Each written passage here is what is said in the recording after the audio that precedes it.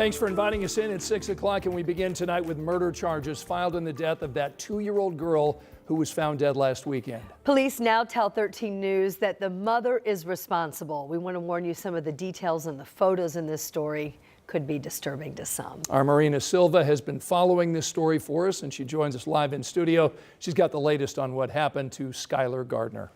Well, Scott and Anne Marie, these are 21 pages of court documents detailing what allegedly happened to Skylar Gardner. Everything from how dirty the apartment was to how often they were given food to all the injuries both Skylar and her 3-year-old brother have. It's all listed right here. Their mom, Chantel Gardner, has been in the Marion County Jail. Her boyfriend, Brian Thomas, also has a warrant out for his arrest. It's been almost a week since 2-year-old Skylar Gardner died. This was the scene that night on Newberry Road. Chantel Gardner, the girl's mom, told police she would sometimes leave her 2- and 3-year-old children home alone for days at a time. According to court documents, Gardner told police she returned to the apartment Saturday around 6 p.m. after being gone since Friday at 4 when she brought the kids food. Gardner says she found Skylar underneath a dresser and cold to the touch. According to the autopsy for Skylar, she had multiple injuries contributing to her death. Multiple patterned bruising across her body, bite marks on her back, a puncture wound on her neck, and unknown injuries to her feet. Gardner also has a 3-year-old son. Court documents say he was also left alone in the apartment. He was taken to Riley Hospital. A nurse who examined the boy told police he had a distended stomach, had signs of food deprivation, swollen feet, and was weak and twitchy. When detectives went to the apartment, court documents say they were overwhelmed by the smell. These are photos investigators took. You can see what looks to be feces, food, trash, and clothing all over the floor. Gardner told police she would leave the kids alone when she often stayed overnight at her boyfriend's house. Her boyfriend, Brian Thomas, is now charged. He faces 2 counts of assisting a criminal. Thomas told police he had not seen the kids since the end of December, and Gardner told him family was watching them at night. Court documents say Skylar also had hypothermia, and when investigators took the temperature inside the apartment, the highest temperature they found was 51 degrees. Gardner told police she stopped taking the kids in public due to their smell. Documents say she told police it had been more than a week since she bathed them. Gardner told police she even stopped bathing herself at the apartment because of the smell. Instead, she was going over to her boyfriend's house. The kid's father is from Ohio. He told police he had given full custody to Chantel. He said he did not know how bad things had gotten. Marina, thank you. A 13-year-old is now going to be tried in adult court for allegedly stabbing and then killing a man in Anderson using a knife that was in that man's own kitchen. Joseph Van Note Jr. confessed in court records to stabbing the man multiple times and then stealing his wallet. 61-year-old Mark Miles lived in this house near 12th and Madison Avenue. City cameras allegedly show him talking to Van Note in the parking lot of a gas station across the street back on October 3rd. Van Note allegedly told police he saw a large amount of cash in Miles' wallet and then followed him home. The boy's mother is the one who called police when he came home with about $500 and blood on his clothes. Appreciate that. It was the right thing to do. I'm not sure a lot of parents out there would do that in a similar situation. So she should be acknowledged for her concern about justice and the individual who's the victim in this case. Van Note now is charged with 2 counts of murder, 1 count of armed robbery. The prosecutor says the teen had recently stabbed another person in the state of Illinois.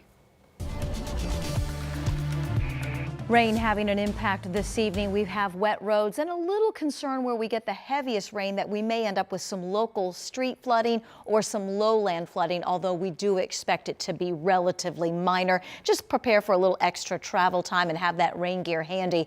As you can see with live Doppler 13 radar, rain does continue to fall. Steadiest from just south of Nineveh into Columbus and Seymour.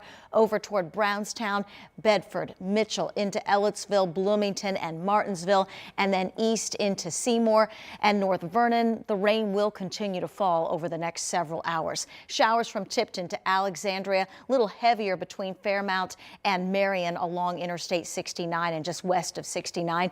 Rain showers this evening, temperatures nearly steady in the low to mid 40s for most of us.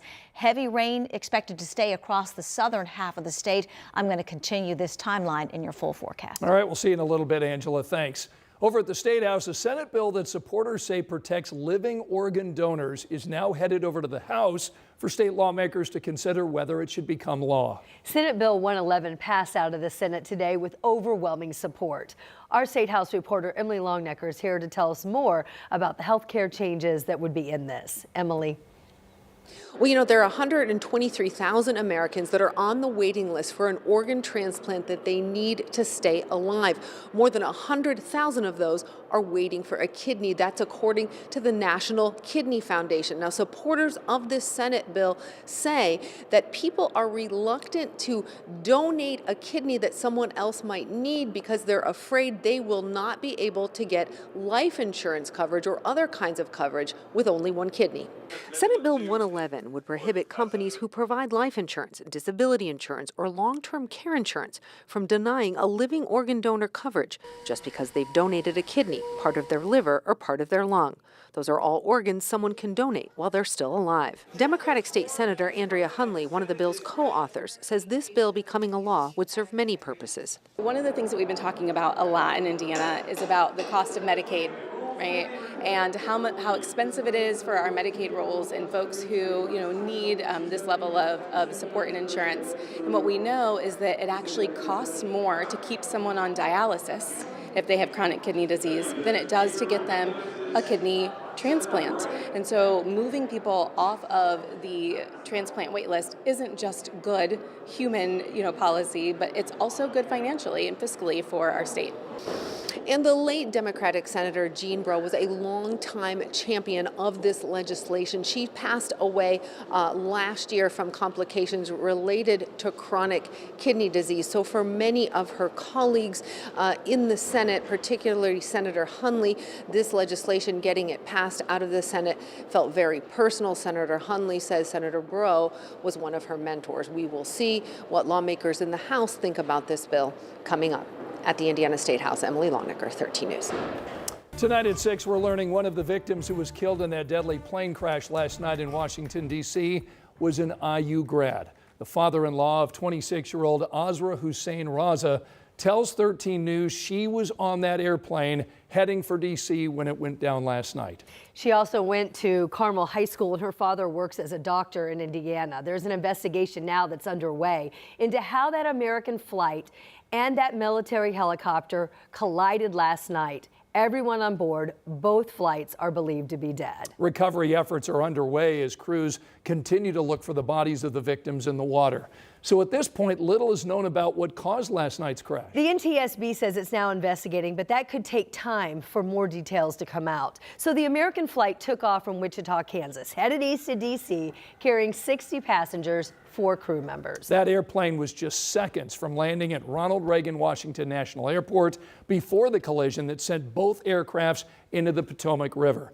This afternoon, I talked with Congressman Andre Carson, who serves on the Aviation Committee, and I asked him what he's learned about that crash.